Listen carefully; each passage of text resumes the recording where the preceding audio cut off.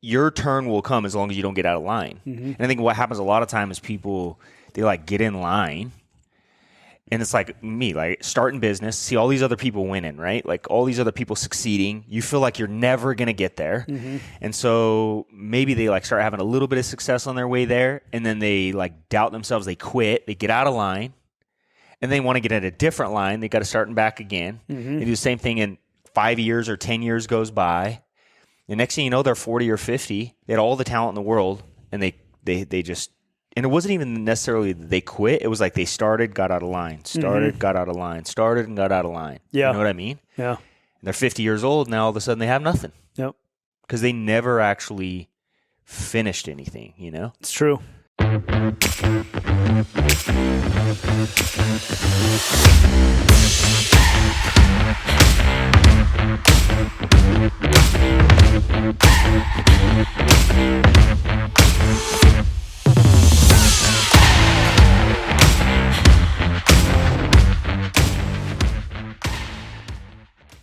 Hey, everybody, I'm Jeff Fieldstad, and I'm here with my co-host, Brandon Neil, episode 29. Man, it's incredible how fast we got to 29 already, but today we're going to talk to you guys about what it takes to become successful, the decisions that successful people make that maybe are a little bit different than people who haven't succeeded yet. You're going to get a lot of great stuff from today's podcast, so grab your pen and a notepad and get ready to take some notes. I think today is going to be a life-changing podcast for so many of you that plug in and listen. If you're a member, please share, comment, like. Let's get this word out to a lot of people. There's so many people that need this information today. So thank you guys for supporting the podcast. And remember, stay solid. When I wanted to quit, I never wanted to look back on my life and go, it was because I punked out when it got hard. You know, and I was trying to tell that to him today. It's like, look, dude, life is hard. Like, that's just how it is, right? Yep. And it's never going to get easier. It's not like you can avoid it. In fact, a lot of people do, right? They'll go to a hard situation, and let's use lifting weights for an example. It's an easy one, right? They'll go lift weights, and they could do 10 reps, but they do 7 or 8, and it hurts, and it's the last 2 that they're going to get all the benefit from. But they just stop right there because maybe it's hard, or they don't want to fail in front of everybody, or And I don't know, man. I always realized that it was that time that was hard, and I wanted to look back and realize that it was those times that I grew, right? So I don't know. I was trying to have that conversation with him today. I thought it would be That's good, man. Good thing for us to cover today. Yeah, I think so. I mean, we just read that book, The Comfort Crisis, right? I just finished it up. Oh, you did? Yeah. Awesome. And it is a crisis. I think there is a comfort crisis out there right now. No doubt, dude. You know, and you talking about Rome being conflicted with how he feels because he's performing in a way that isn't him, and how often do we find ourselves maybe in that same situation? We're frustrated. We're trying to figure out why, and it's maybe because we have standards that we're not living up to, or that we know we can be, and then we tend to reflect that, you know, onto others. Yeah. When we're not, you know. And I remember the founder of our previous company, Art Williams, used to always say, I don't know why I am like I am, but my butt's always burning, you know. Yep. And I relate to that. You know, I just, I don't know why I'm the same way. I'm just always thinking about, man, what can I do to do more, to be better? Just the mindset of call me anything but average, call me anything but average and ordinary. I mean, that's the most insulting thing you can call me, is average and ordinary, you know? Right. I do not want to be average and ordinary. At the same time, I don't want to be looked at as, you know, I don't think I'm better than anybody else. Right. You know what I mean? I think that's important too. And then I think, you know, not taking yourself too seriously is something I'm learning as I'm getting older. Yeah. I've taken myself, and John Addison used to say that, right? Yeah. One of our CEOs.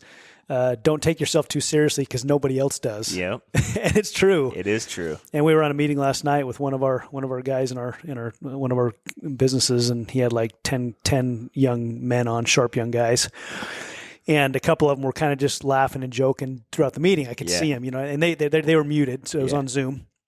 And I actually, you know, back in the day, I used to get frustrated at that. Yeah. And be like, hey, pay attention. Focus. You know? Yeah.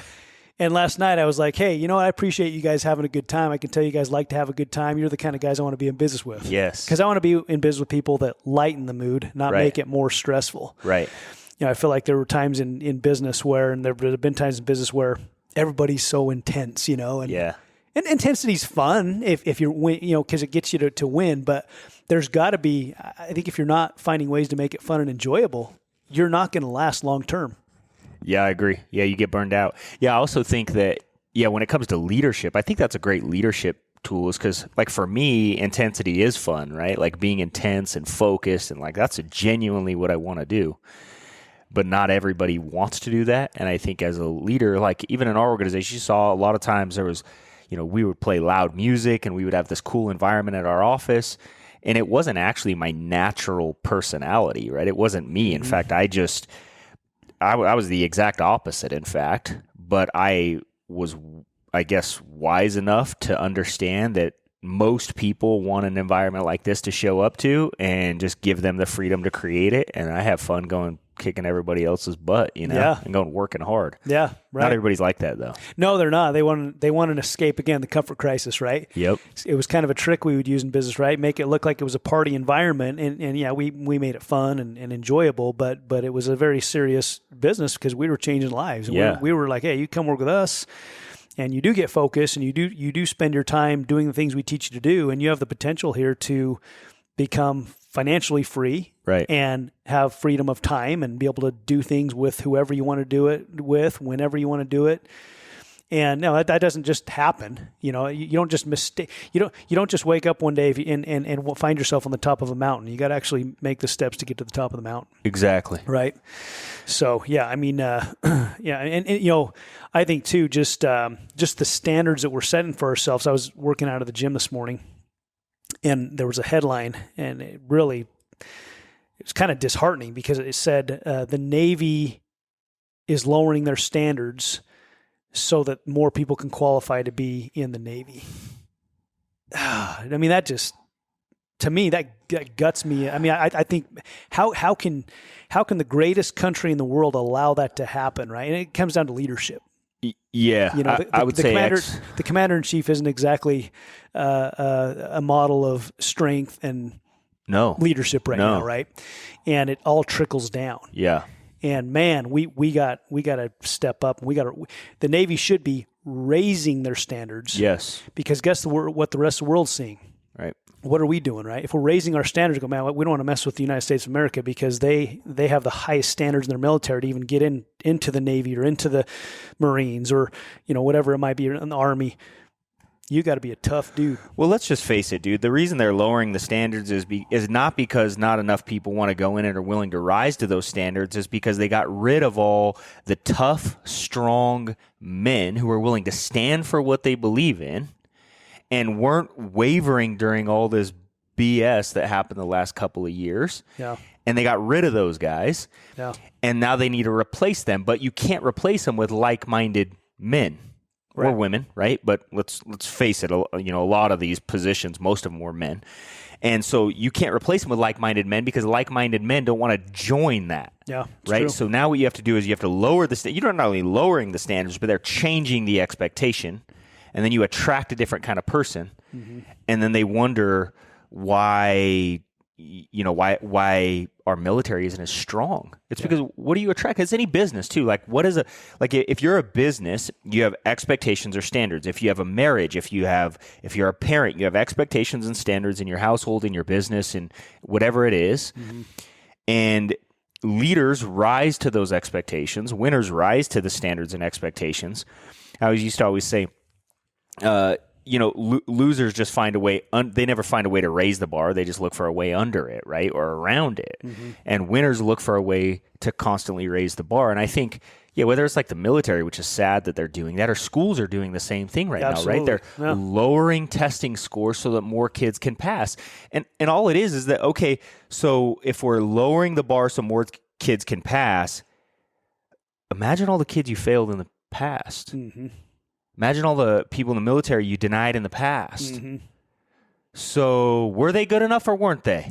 Exactly. Right? So, Yeah. and the problem with leadership is that tells me that they don't really have a strong foundation in their belief system to know, like, what are our standards? What do we stand for? Yeah. Right? So where do you go? I'll ask you a personal question. Where do you go to find your standards in life? Where do you find them? Where do you set that bar? How do you do it? Because I think that's a confusing thing because of the crazy world we're living in now. Standards, it's almost like, what is a standard? Yeah. What is the standard? Yeah. What is the standard morally? What is the standard physically? What is the standard spiritually? Yeah. I mean, in your family, what are the standards? What do you allow in your home? Yep. So That's easy. Where's your baseline? You go to the Bible. Yeah. That's it. I think that's an easy answer. Yep.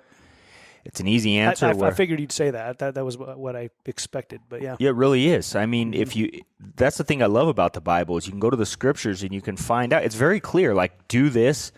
You do these good things, you're going to get these great results. Mm-hmm. You make these, bad decisions, you're going to get bad results. It's very obvious and in all areas of life and business and family. But yeah, I think that's where you start. I do too. I mean, there's the 10 Commandments, right? Yep. And, you can, the 10 Commandments cannot be broken, will not be broken. They are the 10 Commandments, but you can break them. Yeah. You can break them, right?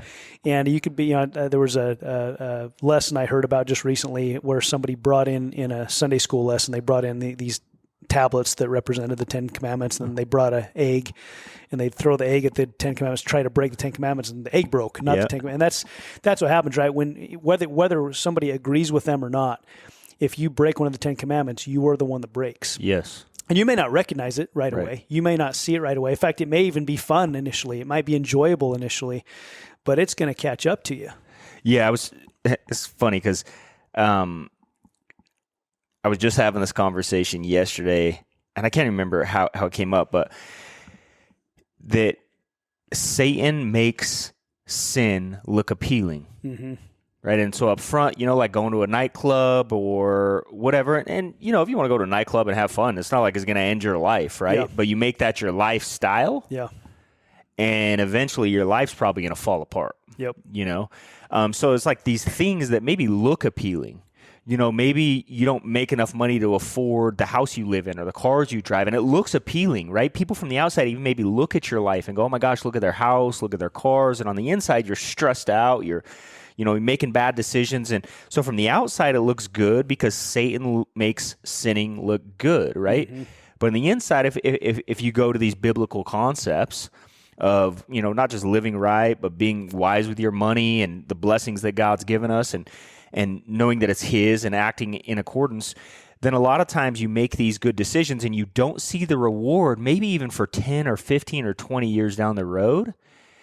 And that one decision you made that maybe it was harder to do. Maybe it was a little bit more uncomfortable. Nobody was watching, but you did the right thing.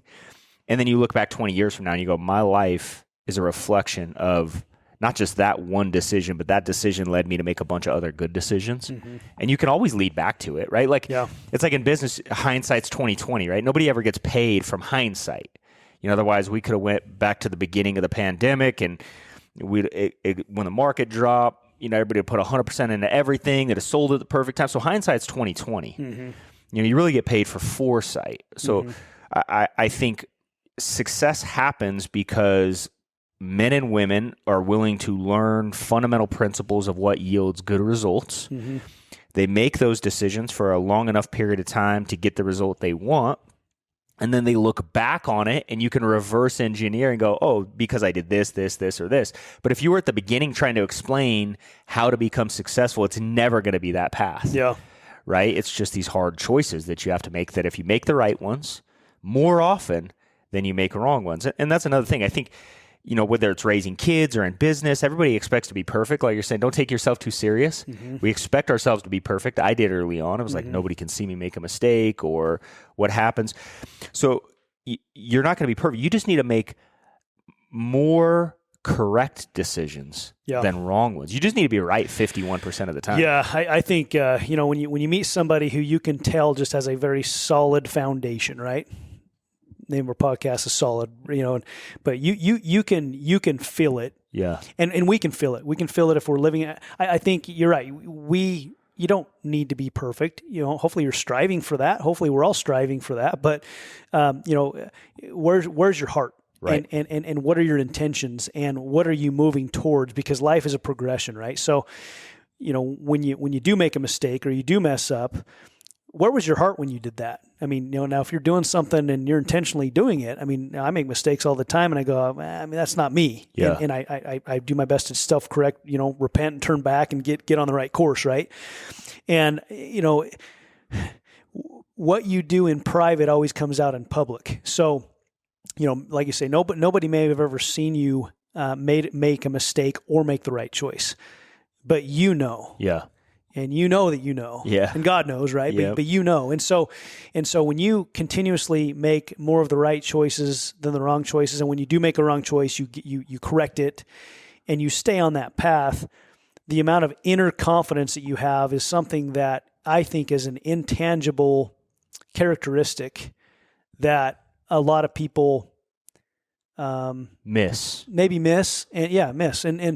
And when you have it, when you have it, and all of us have that in us to be that. God gave it to us. It's called our conscience. Yeah, absolutely. Mm-hmm. The light of Christ, right? We have it in us. And I would just encourage anybody who's listening, don't get caught up and tripped up on the mistakes you made. Right. Where's your heart? What direction are you headed in? And if you made a mistake, you're going to feel some shame. That's you're supposed to. If you make a mistake and you don't feel some shame, you're, I think, on the wrong path. Well, isn't right? that what causes change? Exactly. A lot of times, you make a mistake, you're like, dang, Yes. like this is where you see God enter people's lives when they're like struggling and they're down and out, and then their lives transform. Wow. And that's because a lot of times that shame is like, man, I got to change, right? I got to do something differently, and then their lives transform. Yeah. Now, if you keep making those mistakes over and over, what'll eventually happen is you'll get to a place where you go, oh, it's not that bad. No different than any addiction or anything else, right? Somebody starts drinking or smoking or pornography or whatever it might be, and they might do it for a continuous period of time and get to a place where they go, oh, I'm okay, I can do this. And then you're past feeling. Yep. And then it's a lot harder to get back on track because you're so far gone, and it might not catch up to you for years down the road, but eventually it will.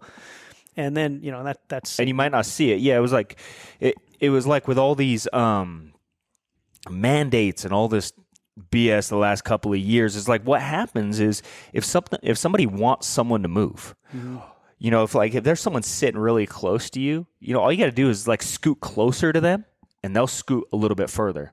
You scoot a little bit closer, and then they'll scoot a little bit further. Scoot a little bit closer, and they scoot a little bit further. And then they realize, like, hey, I'm too far away. And you go, oh, sorry. But then they never will come back to where they were. Mm-hmm. And this is what happens with humans. So whether it's with success, this is why when we start on our journey to success, like making $20,000 a month might seem so big, Like when I first started, I remember, man, if I could make $10,000 a month, I would be in heaven, It would be like the greatest thing in the world. And then you make 10 and you're like, how did I survive, Then you make 20, you go, how did I survive on 10? I want 40, you make 40, you go, how did I survive on 20? And it's just those little increments of moving, and then it changes your perspective. But the same is with the opposite, right? You start accepting failure or defeat if you're moving the other way, and you refuse to listen to that conscience that says, hey, wake up. Mm-hmm. Like it's time to change. Yeah. Yeah. And I think that comes back to expectations and standards. Yeah, I do too. And I think as we're talking about this stuff too, just the impact that it makes to keep good standards, keep on a good path. I mean, I was thinking about the connections that we have today because of our previous careers. Yeah. And what we built and the relationships. I mean, we built a lot of relationships. So we were fortunate and blessed to make a lot of money. Mm-hmm. So we did make a lot of money, and we became rich with money during those years. But I think what's even more valuable, in fact, I know what's even more valuable is the relationships we have, which we're seeing how valuable those are now. Yes. We both sold our agencies, and the relationships that we have and what's coming out of the woodwork because of those relationships, is it crazy or what? It is. Well, and that's because, again, kindred spirits, right? It's like kindred spirits. It's like you almost speak this language without having to say anything. Yep. And yeah, so when you build good relationships and you do what you say you're going to do and you succeed, it's like people have also done the same thing. It's like, we don't need to talk about it. We just know. Well, you said this the other day, to win in the previous business we were in, you got to be a stud. You got to be a good person. You got to have character. You've got to be able to lead people. You've got to put in the work and the effort and the heart power, and you got to lead with your heart. And so anybody in that former financial business that we were in that are still in that company that are winning big, they are studs and studettes. Serious. And so when you win in that type of a business, you have no idea how many people are watching you and how many people respect you. Yep. And that's why, we talk about some people sometimes that maybe quit. They quit the business after they've had success sometimes, right? Because they were up working their way up the line. Now they're going somewhere else and starting the back of the line somewhere else. Yep. They're still studs. Yes. They just lost some vision there for a while, but I would hope that they would go, man, I need to get back engaged there because I need to win, really win there. Yes. Because that's going to catapult me into all these other areas in life. I mean, that's what I'm seeing right now. Yeah, because, all the other people that are watching those individuals, imagine the impact you're going to have. You're starting to succeed, and then all of a sudden you leave. There's other people watching that you're having an impact, and you have to ask yourself, like, is that a positive impact on others? And if it's not a positive impact on others, guess what? It's not a positive impact on you. So it's like always. I was saying that like I wanted to quit 1,000,000 times, dude. All the time I wanted to quit, but I didn't want to look back on my life and go, it was that time I quit. It was that time I punked out. It was that time where, man, what if I would have just been like, what if I'd have changed my perspective? Yeah. What if I would have just said, you know what, instead of this pain that I'm going through that's breaking me, what if this pain is developing me? What if I get to decide my future right now, where it's hard, where it's tough? What if right now I get to decide, you know what? I choose to be a winner. I choose to do the hard thing. Yeah. I choose to go for it. And I think this is my daughter is she's doing cheer and gymnastics, so she's got these two routines that she's learning, and last night she was practicing both of them, and she did them both a bunch of times, and she's just obsessed. She won't stop doing it. But as she gets doing it, it gets later. She gets a little bit more tired, and so she'll like do a back handspring, and her legs are supposed to be together, and she'll just kind of get relaxed, and it gets a little bit less and less and less formal as time goes on. And so I say, Aspen, the times when you're tired and the times when you're you don't want to give it your all, those are the times that when you give it your all in practice, and then you go to cheer or you go to gymnastics and you meet these other girls that you're competing with, you don't beat them when you're there seeing them. You beat them right now, where you go, you know what? I'm tired, but I'm going to push. I'm going to give it my all. And Kelsey was laughing at me because Aspen would be going through a routine, and I would just say, focus, or she would, be getting ready to do a back handspring, and I would say, give it your all, and you would see her energy shift. And all I needed to say, there's a reminder. Yep, just focus, give it your all. Yeah. And her just remember. And then my conversation was when you give it your all, when you're tired, imagine how much better you are when you have all your energy. Yeah. But you only are better when you have all your energy because of the times where you were in pain, it was uncomfortable, and you still gave it everything you had. Yeah, then when you're at a meet and competition, you're on, right? Yes. And I'm excited. We're going to start jiu-jitsu here soon, right? So I got it as soon as our coach gets in his house, we're going to start doing that here next month. I'm excited. It's going to be good. But just talking about these doing these hard things. I mean, sometimes people don't get like why do I take a cold shower? Why would I do that? Why did you just invest $5,000 or $6,000, whatever it was, in a cold plunge to put in your house? Yep. What's the point of that? What's the point of running? People go, what do you train? People ask me all the time, what are you training for? Right? Because I'm either running or biking or at the gym, and I work out. When I go to the gym, I work out. Right? Yeah. People come to me all the time, man, you're the most consistent guy here. And I don't know if that's true or not, but I'm just, life is easier if I make myself do the hard things that don't have anything to do with business or, well, they do have. It's because that's who you are. It's your character. Yeah. Well, and it's, I don't know if it's naturally who I am, but it's who I sure as heck am wanting to be and training to be. And, I don't know that I was born with that. I don't know. Maybe I was.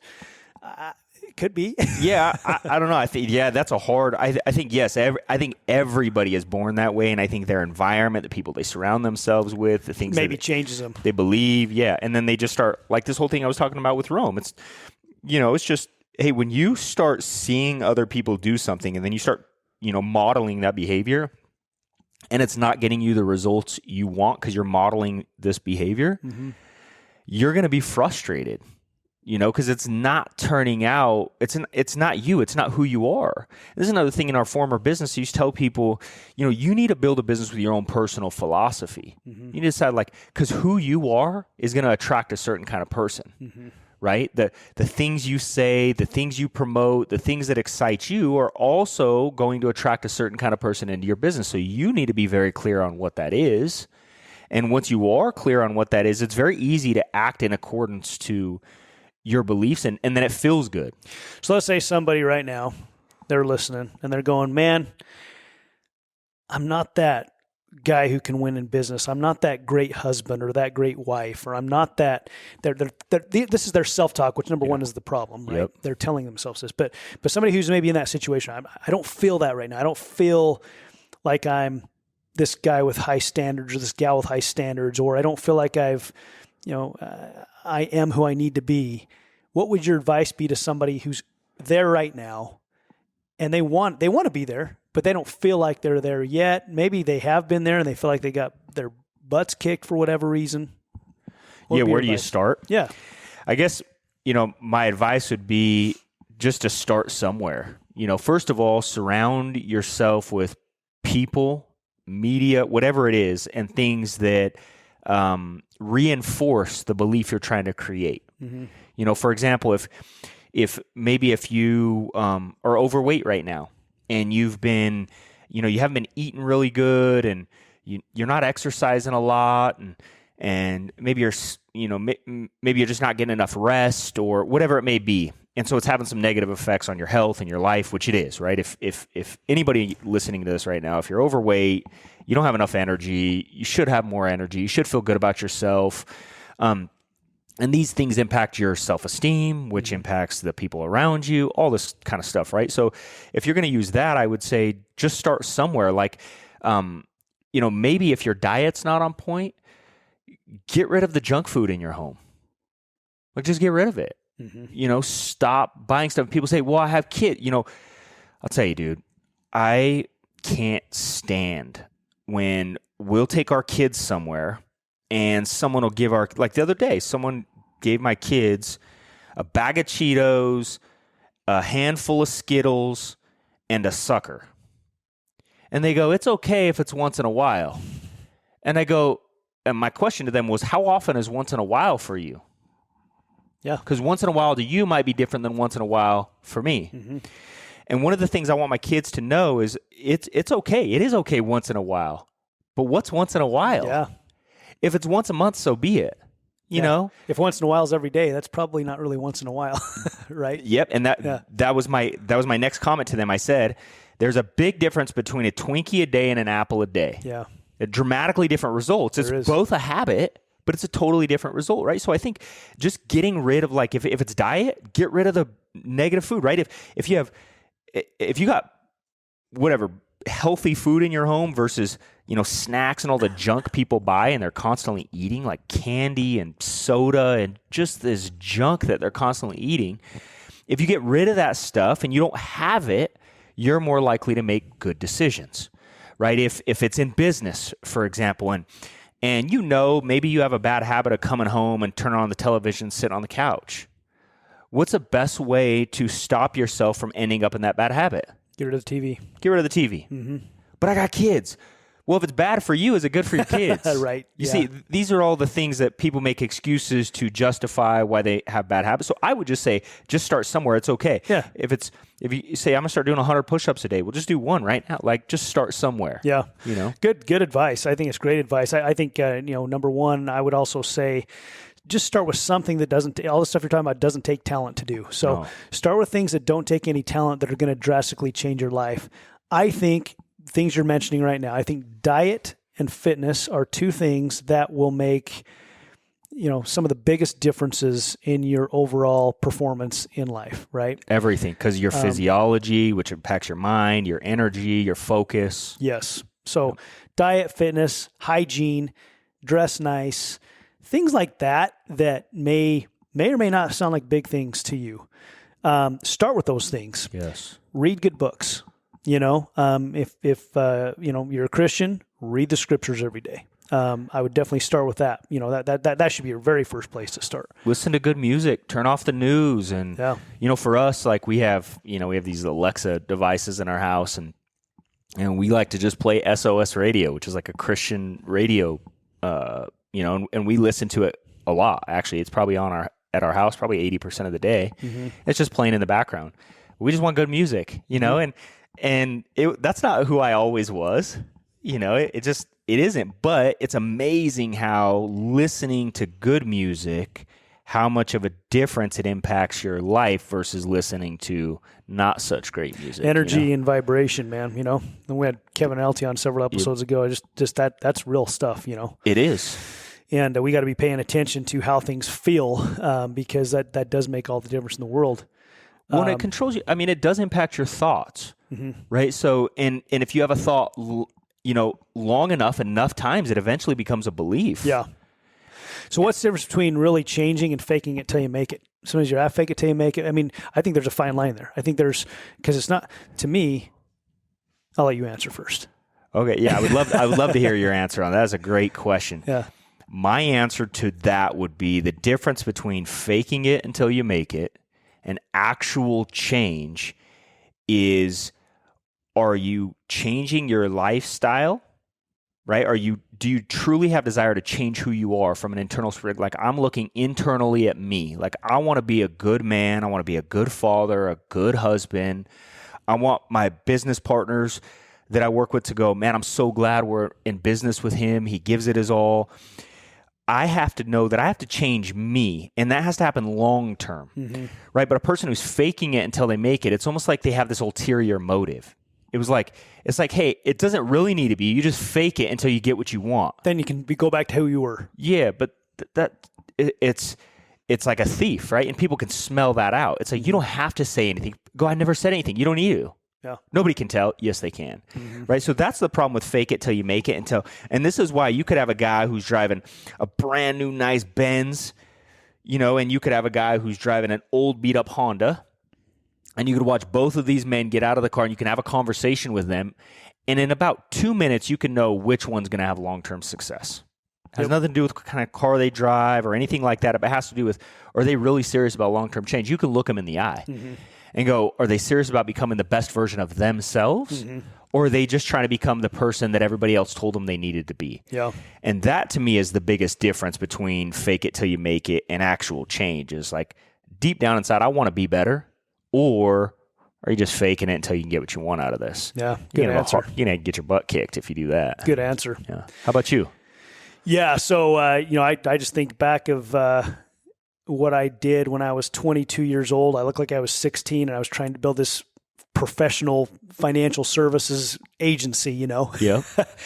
Getting started in the industry, not knowing much about it. And, I would hear people say, you just got to fake it till you make it. It never sat right with me because I never felt like I was faking it. When I was 22, 23, we made like 20 grand our first year part-time, but we made a 6-figure income our second year, like 2 years in. Yeah, you made 100,000 at, how old were you? 24, just turned 24. Yeah. So, and that was in 2003. Man, that was a long time ago. Yeah. 20 years ago. 20 years ago. Making 100 grand a year. Bring home. As a 24-year-old. Anyway, so. That's awesome. But I remember hearing Hector Lamarck talk about you got to act as if you are that person. And I think there's a difference between acting as if and faking it till you make it. Totally agree. I was acting as if because I was going to permanently be that new version of me. Yeah. And every year that goes by, I think you're a new person about every 5 or 10 years. You should be. And, so 10 years from now, I want to act as if I am already there, So, I'd like to earn in the next 2 to 5 years what I made my entire careers up to this point, you know, and I think we've got some things in place that we're going to make that happen.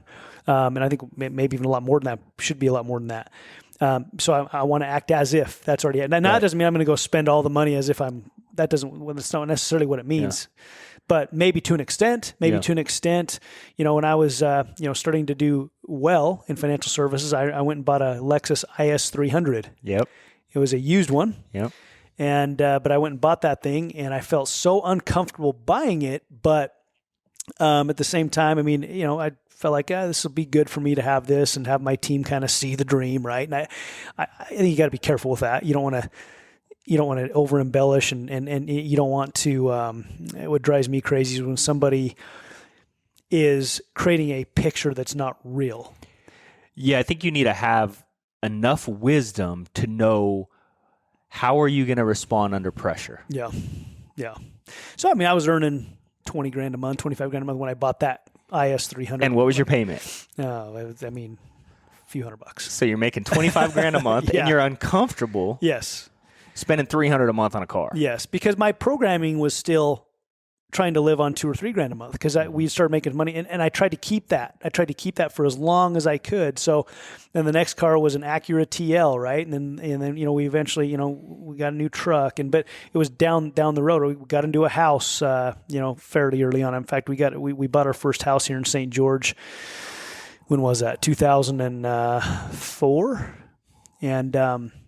Nice house, 3,000 square foot house, And I remember a guy coming, driving up, and he was the Schwann's man. And he was delivering meat to the neighbor, and I was in my garage just getting ready to leave. And he goes, "Hey, are your parents here?" And I go, "This is my house." He goes, "Your house?" He goes, "No." I go, "Yeah," because I looked like I was 18, I don't know what I was doing. But he goes, "Man, you're living the American dream." I go, "Man, yeah, I am for sure, right?" Anyway, so... I don't know. I think I don't think faking it till you make it is good advice, but I think you should act as if you are the person. You know where you're headed. Yeah. I just tell people all the time. When I just get people, I haven't made any money yet. How do I get people to follow me? And what I would tell people is, "Hey, look, my first year in business here, I'm building my business. I'll make somewhere between $20,000 and $50,000. I'm on track to make $20,000 to $50,000 my first year. Second year, I'll make somewhere between $150,000 and $200,000. Love to show you how to do the same thing. I got to come show you what it is." And I knew I was going to do that. Yep. So I think you got to know you may not know how. Logically, I didn't see it all, but I just knew I was going to just faith in God, and I'm going to do what I'm supposed to every day. And I don't know, exercise faith. And the way you exercise faith is by action. Faith without works is dead. Dead, yeah. Yep. So taking that action every day, your faith grows. And as your faith grows and your belief goes, you get that heart power behind it, right? I mean, that's another thing too. I look back and I go, there was something inside of me that I knew we were going to be $1 million earners in the company. You know why? Very early on. I think this is why, from my perspective, because, I met you when you were driving that Acura. Yeah. And, fortunately for me, I watched you hit all these huge milestones, throughout your career. And ours didn't come till a few years later, so it was cool. So we really had nothing, and I'm watching you hit all these great milestones. And you were doing exactly what you were telling all of us to do. Mm-hmm. So here's what I love about it, because I would show up to every training. I would do everything you told us to do. But then there were times where, like, maybe my night fell through, or I showed up to the office at 8:00 at night because I didn't want to go home because I was still trying to hit my goals, and maybe I was a little bit behind. And there were many times where you were at the office late at night, or you were still on appointments and mine had bunked out, and you were far more successful than I was, right? And so you were doing all these things that you were telling everybody else to do when nobody else was watching. Mm-hmm. So it was like you weren't just, trying to achieve this goal. You were doing the hard things when nobody else was around, and you continued moving forward. And I'm sure there was doubt and fear. We never saw it. Right. None of us ever, I never once ever got any inkling of doubt or fear from you. Yeah. It was just, we're focused. Here's what we're going to do. And I think when you do those things, when nobody else is watching, and you do the things that you're teaching everybody else to do, and you're honest in that commitment, it's just like this inevitability. Like if you do the right things long enough, and eventually success is inevitable. It is. Right? And I think it's natural to have some doubts. I mean, I'm glad because I didn't let anybody see my doubts or fears. We all have them. I mean, I had them during that time, but my resolve was so strong at that time that it overcame those fears. And I remember watching you, just my turn now to talk about you, when you were in those early years of, how old were you? 21, 22, 23, yeah. Yeah. And you were not so sure yourself yet. You were trying to figure it out, man. I mean, you brought a few people in. You were my office manager. You ran our AV stuff during our meetings, did a lot of stuff there. Went to lunch about every other day, you and I did. And I remember you just making the next step. You made the next step, invited the next person, set the next appointment. You actually joined and quit initially, for a little bit. Yep. And we just kept in touch, and you came back in, and then you just kind of started, I think you, fortunately, because of the time and effort you put in, you kept making those steps forward. You ended up recruiting some really good people. Yeah. And that's how life and success works, by the way. You just keep making those steps. We talked to Brent Skinner last week, right? And he lost everything. He was super successful in business, lost everything in the 2008 crash. He was doing mortgage, lost everything. And then he went and delivered pizzas. Yep. To keep moving. And while he was delivering pizzas, he met people, kept in touch with his friends and contacts on Facebook, and he was working. And I think it keeps your mind open, and you start attracting. You don't know what it's going to be, but you start attracting stuff. Yeah, exactly. I remember a couple of things I used to tell myself during those times when it was tough, right? Because it's like, man, there was a lot of late nights and early mornings, and you wake up early in the morning sometimes, still dark outside, taking a shower, and you're like, who do I think I am? Am I really good enough? And I think those are natural things. But I remember some of the things I used to always say were like, you can't expect to have what I have if you're not willing to do what I did. And that was like, it was blaringly obvious after I started having success, because I would look at people, and instead of looking at people and going, I wonder if they're good enough, I knew for a fact they were good enough because I knew me. I knew where I started. Mm-hmm. And I just remember thinking, I know what I did. And I know I genuinely woke up early, stayed up late, self-improved, got better, prospected when I was supposed to, set appointments when I was supposed to. And did it always go perfect? No, but those are the times when it didn't go perfect was what we're really talking about. If you're not willing to do what I did, you can't expect to have what I have. And it's those times. Anybody can do things when it's easy, right? Mm-hmm. It's like, someone called me the other day, said they're going to start 75 hard. And do I have any advice for them? I go, the first 14 days is easy. And the first 14 days, you're going to think, man, I go, because you can put off almost anything for about 14 days. And the excitement's still there. It's still new, still fresh. I go, but week 3, week 4, you're going to find out what you're made of, because you're going to be sore. You're not going to be able to move. You're not going to be able to take a day off of work. That's only halfway. And not even that, right? And so, as I told them this, they're going, oh, I get it. And I told him, I said, I really think what Andy Frisella was trying to do is teach people that that's how success works. At the beginning, you're excited. Stuff seems easy. It's all new. The beginning of the year, whatever, January 1, people set new goals. Everything seems fresh. It's new. And then, boom, you get hit with a challenge. Mm-hmm. And then how do you respond? The challenge. 75 hard is the same way. The first 2 weeks, everything's good. But, okay, now what? Now you're sore. Maybe you got sick. Like when we did 75 hard, Kelsey got COVID. Mm-hmm. And so we had a choice. Like, all right, did we finish? And she goes, I'm finishing. We started this thing. I don't care how I feel. I'm going to go through it. Yep. And it's those little decisions that we think, oh, man, what are you trying to do, be tough? No, I'm trying to do the right thing. I'm trying to make the right choice. I'll tell you what, man. It's been so many times where I felt I had a cold or I was sick. And in fact, just this last Saturday, I was kind of feeling a little bit under the weather. Kids have been having colds and everything's going around right now. It's wintertime. So I was feeling a little bit under the weather. And I was like, I really had to go do a mountain bike ride or something today. And I just did not feel like it. But I'm just like, I'm just going to go do it. Yep. And I went and did it. And man, I did it and tough ride. And I felt so flipping good after. Like I felt better. And so I'm a big believer. Like, I love what Kelsey did there to push through 75 hard, because I'm a believer that sometimes you kick that virus's ass by showing that virus, it ain't slowing you down. And sometimes, well, you should rest. You should let your body rest and recover. And I guess maybe sometimes that's maybe true. But I don't know if it's true because there's been so many times I've pushed through and felt better because I pushed through. And there's also been times where I took that advice to rest and I felt worse. Yep. So I just don't think people know what the crap they're talking about sometimes when it comes to health and discipline and stuff like that sometimes. Yeah, there's a difference between letting up mentally and recovery. Yeah. That's another thing. There's a big difference between letting up mentally and actual recovery. Yeah, does your body need recovery? And you could call it rest, if you will. Yeah, but like even 75 hard, you don't get to take a day off. Yeah, that's what I'm saying, man. I don't know. I don't know recovery. I don't know. Yes, do we need recovery? But are those so some of those days would be like, we would call it like an active like an active rest day, if you will. Still a workout, but it's not as hard as the one yesterday. Maybe or it's the day a walk before. or something. Yeah, exactly. Or maybe a run, or maybe it's a something cardio that maybe for me is a little bit easier than lifting heavy things, and I'm so sore.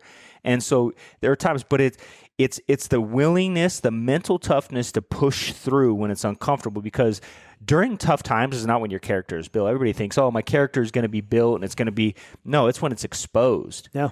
Right? You choose your character through choices throughout life. And I remember early on in business, someone gave me this analogy. They said, it's kind of like, you take this round hole and you put a square peg in it. Mm-hmm. Right? The first time it doesn't fit real good, but the first time, and you just shove it in there and it kind of edges the corners a little bit. Pull it out, put it back in. Eventually that thing is going to fit just fine, right? Because eventually you wear off the corners.